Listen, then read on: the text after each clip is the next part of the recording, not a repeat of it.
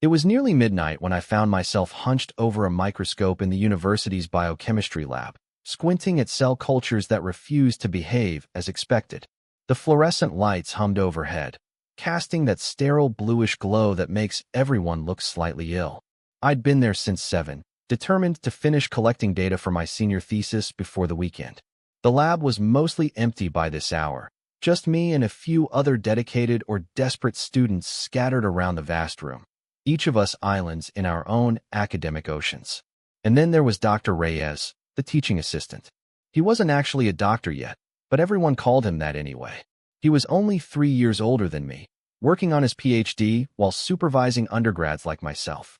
Tonight, he moved between workstations with his characteristic energy, his dark curly hair slightly disheveled from running his hands through it whenever he concentrated. I'd been trying not to notice how the sleeves of his lab coat were rolled up to reveal forearms tensed with lean muscle as he adjusted equipment. "How's the culture looking, Alex?" His voice startled me from my observations. Of the cells, I reminded myself firmly, not of him. "Inconclusive," I sighed, straightening my back with a crack. "I'm not seeing the protein expression I expected. I might need to adjust the growth medium again." He leaned over my shoulder to look through the microscope, close enough that I could smell the faint scent of his cologne mingling with the antiseptic lab smell. You're right. The fluorescence is minimal.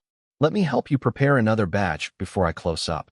That was our dynamic, professional, friendly, with an undercurrent of something I couldn't quite name but felt acutely aware of whenever he was near.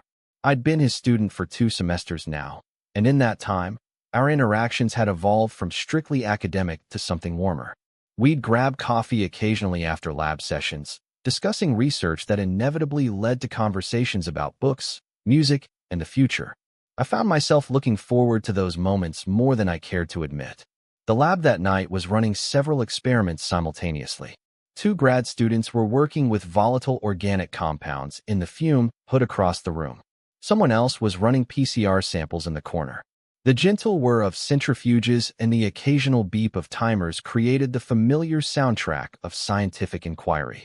The windows showed only darkness outside, the campus empty except for security guards making their rounds. I was measuring out precise amounts of growth medium when I first noticed something was off. There was a subtle change in the air pressure, almost imperceptible at first, but then unmistakable. The papers on the desk nearby fluttered, then lay still. The usual gentle pull of air toward the ventilation system seemed to pause. "Do you feel that?" I asked, looking up from my pipette. Dr. Reyes, Miguel, when we were alone, frowned and glanced toward the ceiling vents. "The air handling system is acting up again," he muttered, setting down his clipboard. But before he could say anything else, there was a mechanical groan from somewhere in the building's infrastructure, followed by a distinct clunk. The sound of flowing air stopped completely. One of the grad students at the fume had looked up sharply. "The vent's down," she called out, her voice tight with concern. "Power fluctuation, maybe?" Miguel's reaction was immediate. He strode to the main door, his lab coat billowing behind him. "Everyone stay calm. This has happened before." But I could see tension in his shoulders as he peered out into the hallway, then closed the door firmly and turned the lock. "Why are you locking us in?" someone asked, alarm evident in their voice. "Standard protocol," Miguel explained, his voice measured but authoritative. "If the ventilation fails while we're working with potentially hazardous materials, we need to contain the environment until we can assess the situation. The building's emergency systems should kick in soon." But they didn't. Seconds stretched into minutes, and the air in the lab began to feel heavier. One of the grad students working with the organic compounds quickly sealed their containers, but not before a faint chemical odor began to permeate the room. "That's toluene," someone muttered. "Not immediately dangerous in small amounts, but we shouldn't be breathing it for long." Miguel was already on the phone with campus security, his voice low and urgent. I watched his face, trying to gauge how concerned I should be. When he hung up, he addressed the room. "Maintenance is responding, but it might take 15 minutes. They need to reset the whole building system." He scanned our faces, then made a decision. "Everyone, stay low to the ground. Air circulation is compromised, and any vapors in the room will rise. Get down now."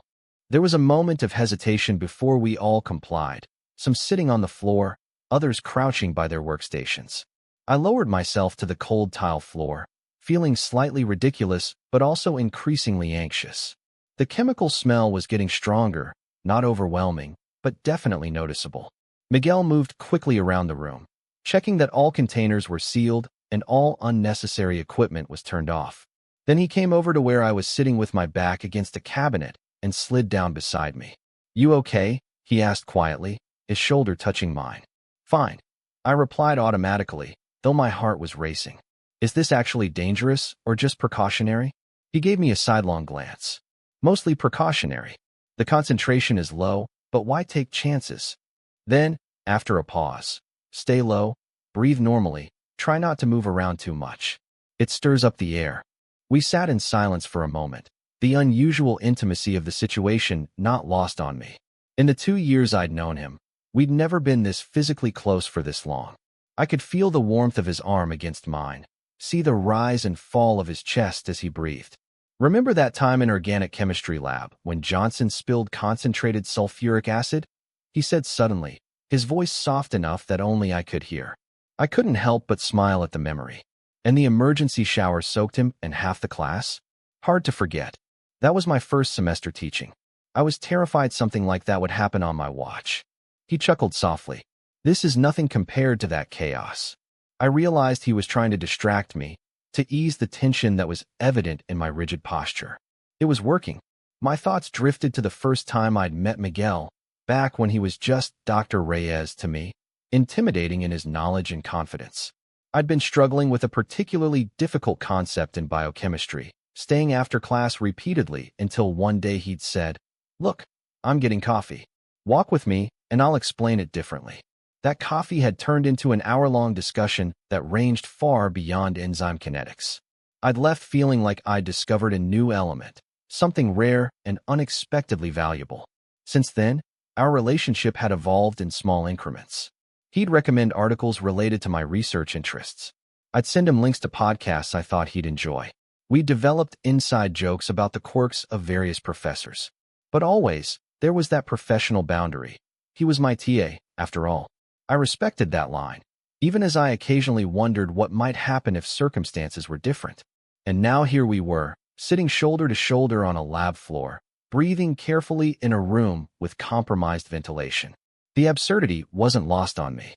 "What were you working on so late anyway?" he asked, breaking into my thoughts. "Your thesis isn't due for months." "I wanted to get ahead," I admitted. "Plus, the lab is quieter at night. Easier to think." He nodded, understanding. "I'm the same way. Can't stand the daytime chaos sometimes." He shifted slightly, his arm pressing more firmly against mine. "You know, your approach to this research is impressive. The way you modified the protocol last week showed real insight. Even in our current situation, the compliment warmed me." "Thanks. I've had good guidance." Our eyes met briefly, and something in his gaze made me forget about the chemical smell in the air or the fact that we were sitting on a hard floor. There was an intensity there, a focus that made me feel like I was the only person in the room. The moment was interrupted by his phone buzzing. He checked it quickly. "Maintenance says they're making progress. Should be another 5 minutes." Around the lab, the other students were chatting quietly in their own little groups, the initial alarm having faded into a kind of resigned waiting. Someone had even pulled out their phone and was showing something to their lab partner, both of them laughing softly. "Can I ask you something?" I said suddenly, surprising myself. Miguel raised an eyebrow. "Of course. After I graduate next semester. Would you want to maybe get coffee sometime? Not as a TA and student, just as people." The words tumbled out before I could overthink them. He was quiet for a moment, and I immediately regretted speaking. But then I saw a smile forming at the corners of his mouth. "I'd like that," he said simply. "I'd like that very much." Before I could respond, there was another mechanical sound from above, different this time, more like a system coming online. A gentle whoosh of air began flowing through the vents again. Around the lab, there were sighs of relief and a few scattered claps. Miguel stood up in one fluid motion, then offered me his hand. I took it, feeling the strength in his grip as he pulled me to my feet. Our hands lingered together a moment longer than necessary. "All right, everyone," he called out, switching back to his TA voice. "Ventilation is restored. Let's open the windows to help clear the air faster. Then you can all get back to work or head home. It's late." The next 15 minutes were a flurry of activity, windows being opened, equipment being checked, the maintenance team arriving to verify that everything was functioning properly. Through it all, I kept catching Miguel's eye across the room, each glance reinforcing the moment we'd shared. As the lab emptied out, I gathered my notes and samples, carefully storing everything for the next day's work. Miguel was at the main console, filling out an incident report. I approached hesitantly, not wanting to interrupt. "Need any help with that?" I offered. He looked up, his expression softening when he saw it was me. "I'm almost done, just documenting everything for safety records."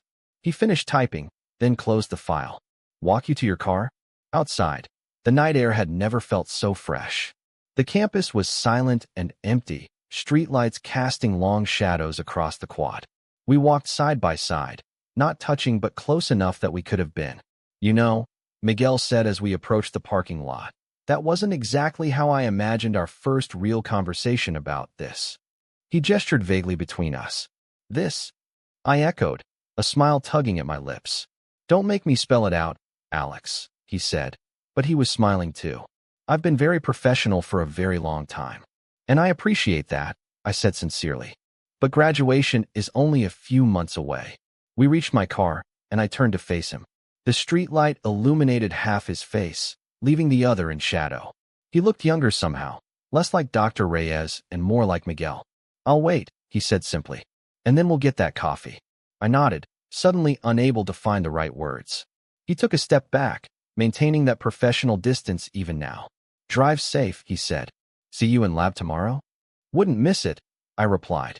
As I drove home that night, the events of the evening replayed in my mind. What had started as a routine late-night lab session had transformed into something entirely unexpected. A failed ventilation system, a locked door, instructions to stay low. These weren't the circumstances I'd ever imagined would lead to a shift in my relationship with Miguel. Yet there was something fitting about it too. Science is full of unexpected results, of hypotheses that prove wrong in the most illuminating ways. Sometimes the most significant discoveries come not from what you're looking for, but from what finds you when conditions change. I thought about the months ahead, finishing my thesis, graduating, stepping into a new phase of life. And now, there was this additional possibility, this potential energy waiting to be converted into something real. The scientist in me wanted to analyze and predict, to run mental experiments about what might happen. But the rest of me was content to let this particular reaction proceed at its own pace, to see what would develop when the right elements came together at the right time. The next day in lab, Miguel greeted me with the same professional courtesy he always had. But there was a new understanding between us, a shared secret contained within the ordinary exchange of academic information. And when he leaned over to check my work, pointing out something on my notes, I noticed he didn't step away quite as quickly as before. Sometimes, I've learned, the most important chemical reactions aren't the ones we study under microscopes or in test tubes. They're the ones that happen between people, catalyzed by unexpected circumstances, producing results that no formula could predict. And while I couldn't yet know exactly where this particular reaction would lead, I was certainly looking forward to finding out. Total _char_count, 18,116.